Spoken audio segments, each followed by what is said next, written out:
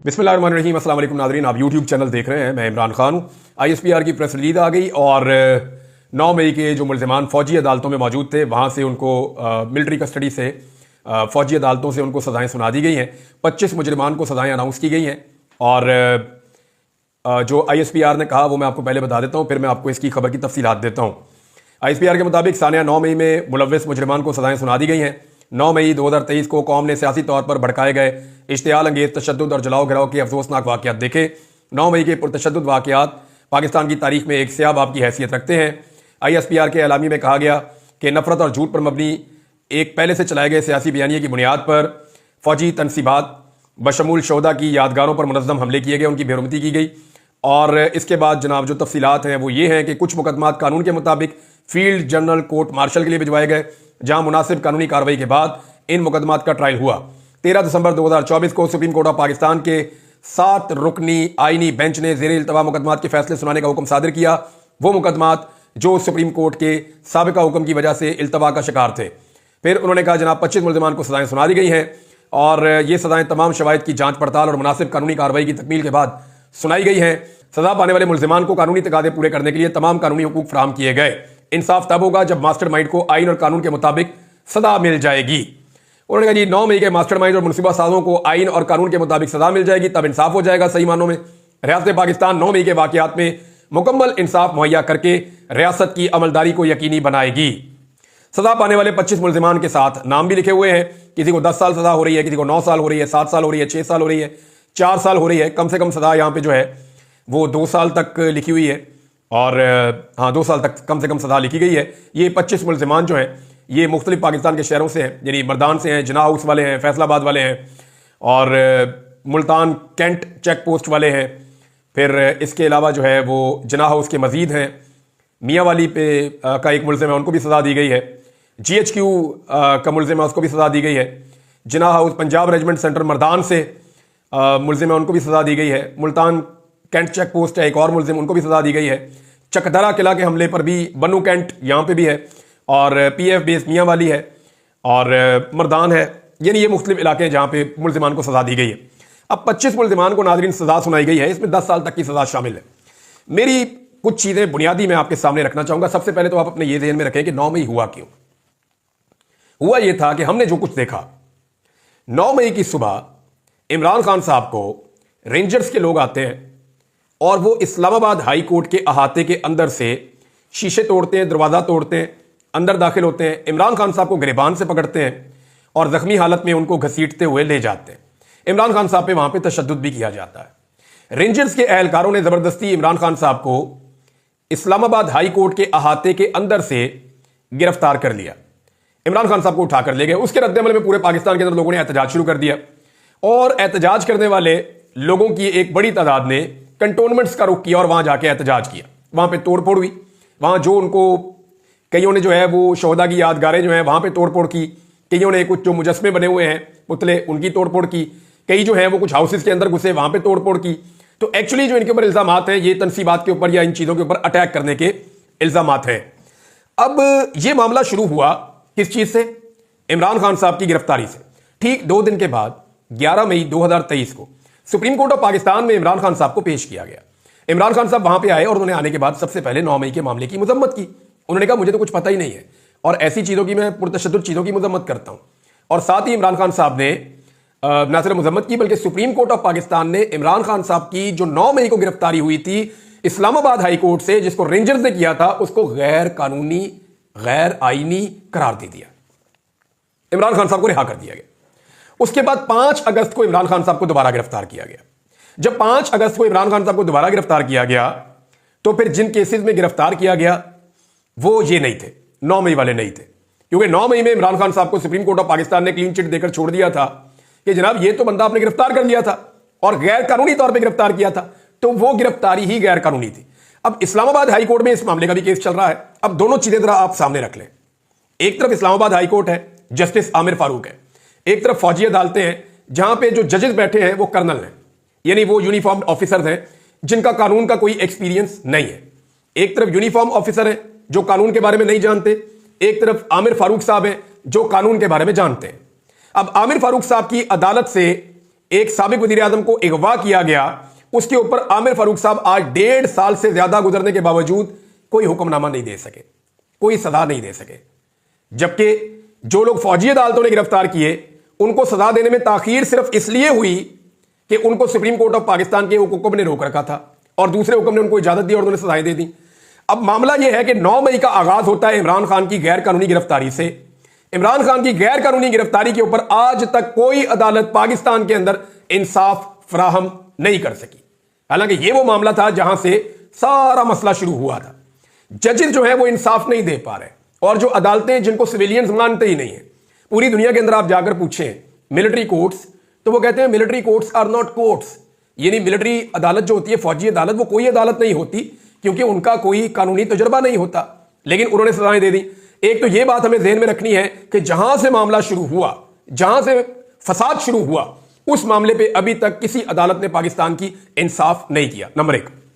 Number 2, ये हुआ यह था कि सुप्रीम कोर्ट ऑफ पाकिस्तान में मंसूर ऐवान साहब जो अटॉर्नी जनरल है, ये माजी में आए थे जब ये मिलिट्री कोर्ट्स वाला मामला शुरू हुआ था। उमर अता बंदयाल साहब उस वक्त चीफ जस्टिस ऑफ पाकिस्तान थे। एक तो उमर अता बंदयाल साहब की कमजोरी, अगर वो थोड़ी सी हिम्मत दिखाते और इस मामले के ऊपर एक फैसला उस दौर में दे जाते तो ये सारे मुल्जिमान आ जाते कहां पे, सिविलियन कोर्ट्स में, और अब तक इनके मुकदमात के फैसले भी हो गए होते। लेकिन उमर अता बंदयाल साहब जो चीफ जस्टिस थे, उनकी कमजोरी की वजह से यह मामला लटक गया और काजी फायज ईसा साहब के पास आ गया। काजी फायज ईसा साहब ने ऐसी शानदार सहूलतकारी की है मौजूदा निजाम की, जुल्म और बर्बरियत के खिलाफ उस आदमी ने एक फैसला नहीं दिया। उनके तमाम फैसले ऐसा लगता था इमरान खान और पाकिस्तान तहरीक इंसाफ के बोझ के अंदर लुथड़े हुए फैसले। पाकिस्तान की तारीख का बदतरीन जज, पाकिस्तान की तारीख का नाइंसाफी की मिसालें कायम करने वाला जज काजी फायज ईसा वो असल मुजरिम है इस कौम का। आज पाकिस्तान जिन हालात का शिकार है उसके अंदर सबसे बड़ी सहूलतकारी और जिस आदमी के बगैर ये सारा कुछ मुमकिन नहीं था वो काजी फायज ईसा। इसने बेड़ा गर्क किया पाकिस्तान के कानूनी निजाम का भी और पाकिस्तान के अंदर इंसाफ और इंसानी हकूक की पामालियों के अंदर बाकायदा सहूलतकारी का किरदार अदा किया। अब मंसूर ऐवान जो अटॉर्नी जनरल है पाकिस्तान के, ये जनाब पेश हुए अदालत में और इन्होंने जब ये फौजी अदालतों का मामला वहां पे माजी में उठाया गया तो इन्होंने एक अंडरटेकिंग लिख कर दी, जिसमें इन्होंने ये लिख कर दिया कि फौजी अदालतों से तो सिंबॉलिक सजाएं होती हैं जनाब, यानी जो सजाएं वहां पे होंगी वो सिंबॉलिक सजाएं होंगी, वो बड़ी सजाएं वहां पे नहीं होंगी। यानी 6 महीने, 1 साल, 2 साल, मैक्सिमम 3 साल की सजा होती है। फौजी अदालतों के बारे में बाकायदा लिखा हुआ था, उस वक्त कानून था और सब इसके ऊपर डिस्कस कर रहे थे। मैं उस वक्त अगवा था, मैं पाकिस्तान में जो एजेंसियां हैं यहां मैं उनकी तहवील में था, उन्होंने मुझे अगवा किया हुआ था और मुझे इन खबरों के बारे में नहीं पता था। अभी मेरी कुछ साफियों से बात हुई तो उन्होंने मुझे बताया कि इमरान साहब उसी हेयरिंग के अंदर आपका तस्करा भी हुआ था कि इमरान रियाज कहां पे है, तो अटॉर्नी जनरल ने कहा था जी बहुत जल्दी खुशखबरी आ जाएगी, चंद दिन में वापस आ जाएंगे, लेकिन आप वापस नहीं आए। और दूसरी तरफ उन्होंने मुझे यह भी बताया कि ना सिर्फ आपको वापस लाने की बात हुई बल्कि यहां पे अटॉर्नी जनरल ने लिख कर दिया था कि बहुत मुख्तसर सजाएं दी जाएंगी, सिर्फ सिंबॉलिक सजाएं होंगी। अब हुआ यह है कि यहां तो 10-10 साल की सजाएं दे दी गई हैं। आयशा मलिक साहिबा ने जो फैसला लिखा था आईनी ये फौजी अदालतों के खिलाफ, उसमें उन्होंने बाकायदा ये ना सिर्फ नोट लिखा बल्कि मंसूर ऐवान अटॉर्नी जनरल ने जो अंडरटेकिंग दी उसको बीच में शामिल किया और उन्होंने उसके अंदर लिखा बाकायदा कि यहां पे ज्यादा सजाएं नहीं दी जाएंगी। अब मामला यह है कि सिंबॉलिक सजाएं क्या 10-10 साल होती हैं, ये ज्यादा सजाएं किस चक्कर में दे दी हैं? और अगर ये कानून बाद में बनाया गया है कि फौजी अदालतें ज्यादा सजाएं दे सकती हैं तो पहले गिरफ्तार होने वाले मुल्जिमान के ऊपर इसका इंप्लीमेंट कैसे हो सकता है? देखिए कानून का एक तरीकाकार है, एक जुर्म अगर 1 तारीख को हुआ है, 2 तारीख को मुल्जिम गिरफ्तार हुआ है तो 5 तारीख को आप कानून तब्दील करके उस मुल्जिम को नए कानून के तहत सजा नहीं दे सकते। फिर इसका मतलब यह होगा कि आपने उस मुल्जिम को फिक्स करने के लिए खास तौर पे यह कानून बनाया है ताकि मैं उसको ज्यादा सजा दूं। नहीं, जिस दिन उसने जुर्म किया, जिस दिन वो गिरफ्तार हुआ, उसके ऊपर कानून उसी वक्त का लगेगा, उसके बाद वाला कानून उसके ऊपर नहीं लगेगा। आप उसको विक्टिमाइज करने के लिए या उसको ज्यादा सजा देने के लिए या उसको कम सजा देने के लिए नया कानून इस्तेमाल नहीं कर सकते। ये एक सिंपल अंडरस्टैंडिंग है। अब यहां पे जो है वो 3 साल से ज्यादा सजाएं कैसे हो गई, ये मामला तो जाके अदालतों में उठेगा। बहरहाल पाकिस्तान तहरीक इंसाफ ने इसको रद्द कर दिया है। यहां कुछ बड़ी अजीब अजीब मिसालें आ रही हैं। सजा पाने वाला हाशिर खान है, उसकी वीडियो आज बहुत सर्कुलेट हो रही है सोशल मीडिया पे। इसको सजा मिली है, इसने जी फौजी यूनिफॉर्म पहन लिया था और इसने कुछ तोड़ फोड़ की, इस तरह की चीजें की हैं। अब जनाब ये उसमें चिल्ला कर उस वीडियो के अंदर कह रहा है कि हमने पुरअमन रहना है, पुरअमन तरीके से इंसाफ लेना है, कोई बदतमीजी ना करे लॉ इन्फोर्समेंट से। इस बंदे की तो ये वीडियोस चल रही हैं और हो सकता है इसने कोई तोड़ फोड़ की हो, लेकिन मेरे दिमाग में एक सवाल आ रहा है कि मुजस्मे टूटने पर, दीवारें टूटने पर, दरवाजा टूटने पर शीशे टूटने पर या कुछ चीजें टूटने के ऊपर सिविलियंस को 10-10 साल की सजाएं हो रही हैं। लेकिन यहां पे आईन टूटने पर, कानून टूटने पर, मुल्क टूटने पर आज तक किसी यूनिफॉर्म वाले बंदे को सजा नहीं हुई। ये मेरे मुल्क की वो तल्ख हकीकत है जिसकी वजह से हम आगे नहीं बढ़ पाते। मुझे पता है कि ये जुमला बोलने के बाद मेरे पे बहुत ज्यादा रिएक्शन आएगा, लेकिन क्या ये सच नहीं है? अपने गिरबान में झांकना नहीं चाहिए हमें कि आज तक इस मुल्क के अंदर गरीब आदमी, एक आम सिविलियन अगर एक गमला तोड़ दे, एक शीशा तोड़ दे, एक यूनिफॉर्म की तौहीन कर दे, कोई ऐसी चीज कर दे, उसको उठा के 10 साल की सजा भी दे देंगे, उसको, उसके खानदान को निशाने इबरत भी बना देंगे। लेकिन अगर कोई यूनिफॉर्म वाला आदमी मुल्क तोड़ दे, आइन तोड़ दे, कानून तोड़ दे, जो मर्जी करे, उसको सजा नहीं होगी इस निजाम में। यह एक बुनियादी सवाल है, इसके जवाब के बगैर हम आगे नहीं बढ़ सकते। एक और जनाब मुलजिम उस पर इल्जाम कि उसने यूनिफॉर्म की शर्ट पहनी थी और बेहुरमती की है, मगर यही काम तो एक टिकटॉकर भी कर रहा है। एक टिकटॉकर ने पिछले दिनों यूनिफॉर्म पहनी, वो रोजाना पहनता है यूनिफॉर्म पहन के वो फौजी बन के लोगों को गालियां देता है, वो पाकिस्तान तहरीके इंसाफ के लोगों की बदतमीजी करता है, तौहीन करता है। पिछले दिनों यूनिफॉर्म पहन के वो कहता था हूं आओगे डी चौक, भाई डी चौक में लाशें गिरी हैं बेशरम आदमी, ये तो क्या हरकतें कर रहा है। ये मैं तो हैरान हो गया था उसकी वीडियो देखकर, पहली दफा मैंने देखी। फिर मुझे किसी ने उसके और क्लिप्स भेजे कि जनाब इसकी आदत है, ये यूनिफॉर्म पहन के तौहीन करता है फौज की। अब वो आदमी भी यूनिफॉर्म पहन के फौज की तौहीन कर रहा है, ये आदमी भी कर रहा है, लेकिन इसका ताल्लुक पाकिस्तान तहरीके इंसाफ से है, वो जेरे ताबक टुंडे हो, और वो क्योंकि पाकिस्तान तहरीके इंसाफ का मजाक उड़ा रहा है यूनिफॉर्म पहन के, उसके खिलाफ कोई कार्रवाई नहीं है, उसको एक दूसरे के साथ शेयर कर रहे हैं। तो जनाब ये अजीब अजीब चीजें हैं। इसके ऊपर फवाद चौधरी साहब ने एक ट्वीट भी किया है, मैं फवाद चौधरी साहब का ट्वीट पढ़ के सुनाता हूं। जान मोहम्मद नामी मुलजिम को 10 साल सजा सुनाई गई कि उसने वर्दी पहनी। दूसरी तरफ एक टिकटॉकर ने वर्दी पहनकर डी चौक में शहादतों का मजाक उड़ाया, उस पर पर्चा तक नहीं हुआ। इन सजाओं की इसलिए कोई इखलाकी हैसियत नहीं कि ये सजाएं सिर्फ सियासी मुखालिफों को सबक देने के लिए दी जाती हैं। अब नाज़रीन बहुत सारी ऐसी मिसालें हैं, मैं आपको कौन कौन सी मिसालें सुनाऊं। यानी बहुत सारी फैमिलीज हैं, उनका मेरे साथ रब्ता है, वो ये कहते हैं जी ठीक है सजा हो गई, अब कम से कम हमारे प्यारे जो हैं वो हमसे मिल तो सकेंगे। अब वो नॉर्मल जेलों में आ जाएंगे, हम जाएंगे, जाकर उनसे मुलाकात करेंगे, हम वकील करेंगे, वो अदालतों में पेशियों पे आएंगे, वो खुले आसमान देखेंगे, वो किताबें पढ़ेंगे, उनको दुनिया का पता चलेगा, दुनिया को उनका पता चलेगा, कम से कम उनकी सेहत ठीक होगी। वो लोग अब बयानात भी सामने आ रहे हैं कि जनाब इन्होंने ये बयानात दिए हैं। देखिए अभी इस बारे में एक मैं आपको सिर्फ स्टेटमेंट पढ़ के सुना देता हूं, और ये स्टेटमेंट जो है वो हमारे एक जर्नलिस्ट है, सीनियर जर्नलिस्ट, उन्होंने ये स्टेटमेंट दिया और कानूनी बात की है, इसलिए मैं आपके सामने रखने वाला हूं। वसीम मलिक साहब कहते हैं कि बज़ाहिर ISPR की जारी करदा वीडियो और माजी के नज़ायर के मुताबिक 25 मुलजिमान के एतराफी बयानात के अलावा कोई शवाहिद मौजूद नहीं है। यानी इनको जो सजा दी गई है उसके अंदर जो सबसे बड़ी चीज इस्तेमाल की गई है कि मुलजिमान ने एतराफ कर दिया जनाब मैंने मोर चोरी की है। यानी इस मुल्क में मोर चोरी करने की सजा है, उसको पकड़ो जेल में डाल दो। वोट चोरी करने की सजा नहीं है इस मुल्क में। यानी जो मोर चोरी करेगा उसको कैद में डालेंगे, जो वोट चोरी करेगा उसको हुकूमत में डालेंगे। इस तरह तो मुल्क नहीं चलेगा साहब, और ना ऐसे मुल्क ये लोग चलने देंगे। पाकिस्तान के अंदर कभी इस्तेहकाम नहीं आ सकेगा जब तक इस तरह का जुल्म और बर्बरियत जारी रहेगी। फौजी अदालत से सजा पाने वाले इन मुलजिमान को जुर्म तस्लीम करने पर सजा सुनाई गई है, जबकि सुप्रीम कोर्ट, हाई कोर्ट के कई फैसलों और कानून शहादत के तहत फौजी अफसर के सामने एतराफे जुर्म की कोई हैसियत नहीं होती। यानी वो तो कोई भी है, इनसे आप 9/11 का एतराफ करवा लें, ये कर देंगे। इनमें से किसी को आप कहेंगे मैं उसामा बिन लादेन का पता मैंने बताया था अमेरिका को, ये वो भी मान लेंगे। इनमें से आप किसी को कह लें दूसरी जंग अजीम तेरी वजह से हुई थी, वो भी मान लेगा। मुझे आप कोई बंदा देते कहें बहुत तगड़ा है, 1 साल आप मेरे पास रखें, दुनिया का कौन सा जुर्म है जो आप मुझे कहें मैं उससे ना मनवा सकूं, सारा कुछ वो मान लेगा।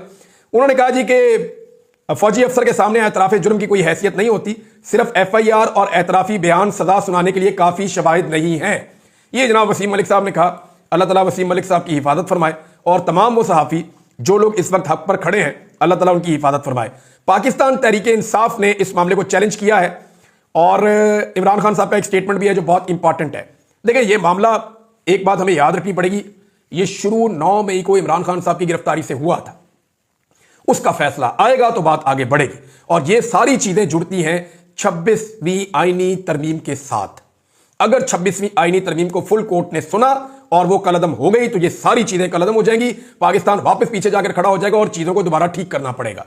और ये सारी जुल्म और ज्यादती 26वीं आईनी तरमीम के ऊपर रखकर की जा रही है, जिसमें मौलाना फजलुर रहमान साहब ने आखिरी वक्त में धोखा दिया पूरे पाकिस्तान को। पहले वो ये कहते रहे मैं ये नहीं करूंगा, ये नहीं करूंगा, ये नहीं करूंगा, एंड में मौलाना साहब ने ऐसा धोखा किया, अगर मौलाना फजलुर रहमान साहब 26वीं आईनी तरमीम में वोट ना डालते तो आज फौजी अदालतें इस किस्म की सजाएं ना सुना रही होती। हुकूमत जो है वो बगले बजा रही है, उनको तो 9 मई के अलावा कोई बयानिया ही नहीं है।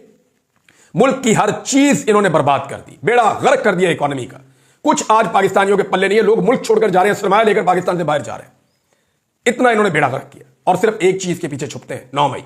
कुछ पूछो 9 मई, ये पूछो 9 मई, वो पूछो 9 मई, इकोनॉमी 9 मई, दहशतगर्दी 9 मई, जो सवाल कारकर्दगी 9 मई, ये नहीं किया 9 मई, वो नहीं हुआ 9 मई, वादे याद दिलाओ 9 मई। इनकी हर चीज का जवाब जो है वो 9 मई है। और 26 नवंबर के ऊपर तो ये बात करना ही नहीं चाहते, उस पर मैं अगले वीलॉग में आपको बहुत इंपॉर्टेंट चीजें बताने वाला हूं। एक नौजवान की नादरीन छोटी सी कहानी है, मैं आपके सामने जरूर रखूंगा और ये मुझे बहुत सारे लोगों ने भिजवाई है। उन्होंने कहा जी इसका जिक्र जरूर करें, हो सकता है किसी को होश आ जाए और इसको इंसाफ मिल जाए। इसमें जो है वो कासिम सूरी साहब का ट्वीट भी है इस हवाले से और बड़ी दर्दनाक इस नौजवान की कहानी है। ये मैं कासिम सूरी साहब का ट्वीट आपको पढ़ के सुना देता हूं। अब्दुल रशीद का 16 साल छोटा भाई है एक। अब्दुल रशीद जो है वो शहीद हो गया था। अब कासिम सूरी साहब लिखते हैं कि मेरे क्वेटा के नौजवान शहीद अब्दुल रशीद अचकजई का 16 साल छोटा भाई उमर अचकजई 26 नवंबर से बेगुनाह रियासती कैद में है, जिसे शहीद भाई की मैयत क्वेटा ले जाते हुए गिरफ्तार किया गया। वो अपने भाई की लाश लेकर जा रहा था, उसको रास्ते में पकड़ लिया और वो 16 साल का बच्चा है। गिरफ्तार किया गया और 4 झूठे मुकदमात में डाल दिया गया। रियासती और सहाफती हवलदार नौजवान नस्ल से किस मोहब्बत की तवक्को करते हैं? बात तो ठीक है और बात तकलीफ वाली है। इमरान खान साहब का एक स्टेटमेंट आया, वो स्टेटमेंट मैं आपको सुना देता हूं, फिर नेक्स्ट वीलॉग में बाकी चीजें बताऊंगा। इमरान खान साहब ने क्लियरली कह दिया कि पाकिस्तान तहरीक इंसाफ के बानी इमरान खान साहब साबिक वज़ीर आज़म, उन्होंने कहा कि अगर कल 22 दिसंबर तक हमारे मुतालबात पर बातचीत के लिए कोई पेशरफ्त ना हुई तो बैरून मुल्क पाकिस्तानियों से तरसीलाते ज़र ना भेजने की अपील कर दूंगा। इमरान खान की हमशीरा अलीमा खान ने अडियाला जेल में अपने भाई से मुलाकात की। उसके बाद उन्होंने गुफ्तगू करते हुए उनके पैगाम को सुनाया। उन्होंने कहा कि इमरान खान का मौक़िफ़ है कि हुकूमत बातचीत करने में संजीदा नहीं लग रही। हमारे 2 मुतालबात तस्लीम किए जाने चाहिए, जिनमें से एक बेगुनाह सियासी कैदियों की रिहाई और दूसरा 9 मई और 26 नवंबर के वाक़यात की तहकीकात के लिए जुडिशल कमीशन का क़याम अमल में लाया जाए। अलीमा खान के मुताबिक इमरान खान ने कहा अगर कल तक मुज़ाकरात का आगाज़ हो जाता है तो मैं तरसीलाते ज़र ना भेजने की कॉल मौखर कर दूंगा। इमरान खान बिल्कुल क्लियर है कि अलकादर ट्रस्ट केस में उनको सजा सुना दी जाएगी, लेकिन दूसरे केसेस की तरह यह भी हाई कोर्ट से खत्म हो जाएगा। अच्छा, यहां एक और बंदोबस्त भी किया जा रहा है। कुछ खबरें आ रही हैं, अभी कंफर्म नहीं है। मुमकिन है कि अलकादर में इमरान खान साहब को जो सजा सुनाई जानी है उसको डिले किया जाए उस वक्त तक जब तक कि हाई कोर्ट इस्लामाबाद में अपने जजेस नहीं ले आते। अगर इस्लामाबाद हाई कोर्ट में अपनी मर्जी के 2-4 जजेस हुकूमत लाने में कामयाब हो गई, फिर इमरान खान साहब को अलकादर में सजा सुनाकर जब इमरान खान साहब अपील में जाएंगे तो अपने जजेस के पास ही वो केस लगवाकर कोशिश की जाएगी कि इमरान खान साहब को दोबारा फिक्स कर दिया जाए। लेकिन ये इतना आसान नहीं होगा, अभी बहुत कुछ बाकी है इन सारे मामलात में। इस वक्त जो जजेस पाकिस्तान तहरीक इंसाफ के खिलाफ फैसले दे रहे हैं उनकी तरक्की हो रही है, जबकि हक के साथ खड़े लोगों को OSD किया जा रहा है। तमाम इमरान खान ने कहा है कि इन लोगों को घबराना नहीं चाहिए क्योंकि जुल्म का निजाम ज्यादा देर नहीं चल सकता। इमरान खान ने जुडिशरी को वादे पैगाम दिया है कि कौम इन लोगों के साथ खड़ी है जो हक का साथ दे रहे हैं और ये एक दिन जरूर सुरखरू होंगे। इमरान खान ने जुल्म के निजाम के खिलाफ जहाद करने की अपील की है। एक स्टेटमेंट और इमरान खान का, वो मैं जरूर सुनाना चाहूंगा कि मेरा ट्विटर अकाउंट पाकिस्तान से बाहर से ही हैंडल होगा क्योंकि यहां से जो भी हैंडल करेगा उसे उठा लिया जाएगा। शेर अब्दुल मरवत ने कहा था इमरान खान का ट्विटर हैंडल पाकिस्तान में लाया जाए, यहां से डील किया जाए, लेकिन इमरान खान साहब ने यह रद्द कर दिया है, जबकि पाकिस्तान तहरीक इंसाफ के लोगों ने बाहर आकर आज ये बताया कि इमरान खान साहब के बकौल फवाद चौधरी साहब पार्टी का हिस्सा नहीं है और उन्होंने फवाद चौधरी को डिसोन किया है और फवाद चौधरी साहब की कोई लंबी चौड़ी मुलाकात भी इमरान खान साहब के साथ जेल में नहीं हुई। ये पाकिस्तान तहरीक इंसाफ के लोगों का दावा है। अब जो एक सोशल मीडिया के खिलाफ सोची समझी कंपेन चल रही है और जो लोग चला रहे हैं उनके खिलाफ पाकिस्तान तहरीक इंसाफ के अंदर से कंपेन चलना शुरू हो गई है और पाकिस्तान तहरीक इंसाफ के जो लीडर्स हैं वो अब उन लोगों के बयानात को डिसोन कर रहे हैं। अगले वीडियो में बहुत सारी चीजें आपसे जिक्र करता हूं। अब तक के लिए इतनी, अपना ख्याल रखिएगा, अपने चैनल का भी अल्लाह हाफ़िज़।